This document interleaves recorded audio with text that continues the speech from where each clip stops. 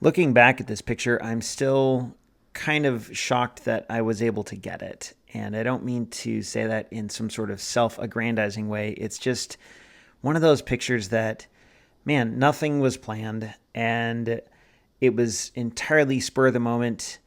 I certainly wasn't intending to take this or any other picture. And yet it all came together quite well, in my opinion. So, this is a spider that had built this web overnight. This is in our backyard.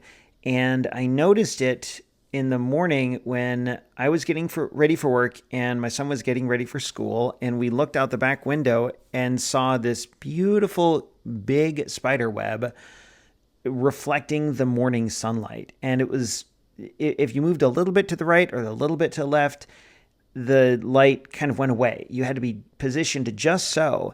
And if you were, holy cow, it was glowing. It was just lit up, almost like it was made of like an old neon sign or something.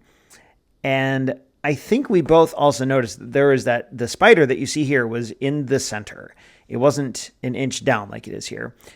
And I thought it might make for a good photo opportunity if I could get it. And that was the tricky part. I didn't really have any time because I was getting ready for work. We didn't know if we could get out there without disturbing the spider web. We didn't know where to stand. Just a lot of unknowns, but we went for it. I grabbed my camera, my D750 and my 105 millimeter macro lens, and kind of tiptoed outside. We rushed outside, but went slowly and carefully. I don't know if that makes sense at all, but we slowly approached this spider web once we got outside, and I didn't really know what my exposure settings should be. I always use auto ISO, so that wasn't a problem. And I always shoot at 105 millimeters with that macro lens because it's a prime lens. But as far as I almost said exposure, aperture, I didn't really know. There wasn't a ton of light because the sun was just peeking over the horizon and lighting up the spider web. So I couldn't use a super tiny aperture because I did need a fast enough shutter speed to freeze the motion of basically myself, not the spider web. I ended up with an aperture of 5.6, which is what you see here. And that I was standing, I don't know, a couple feet away, such that the spider was pretty noticeable. If I was farther, so I took a couple of other shots that were farther away, but it just didn't have the same impact as this one. So I got close enough and used f5.6 and got the result you see here. I really like the colors. Obviously, the colors are a standout feature in this photo. There's brilliant yellows and golds.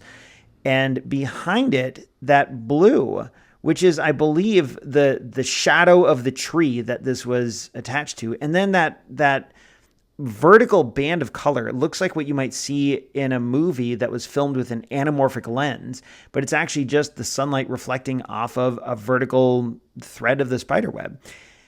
It also helped that it rained the night before, I don't know if it rained or it was just really dewy, but it was almost like this had a sheen to it.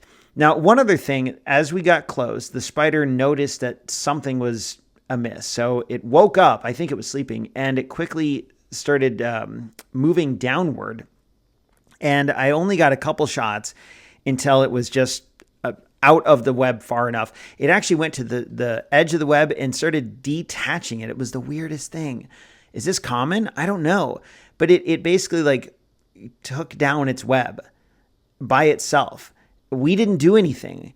But it just disassembled its web that it had built, and then it crawled up into the tree. It was the weirdest thing. And we see these spiders all the time, but I don't think I've ever seen a display quite like this. So it was pretty cool to be able to capture it in photo form.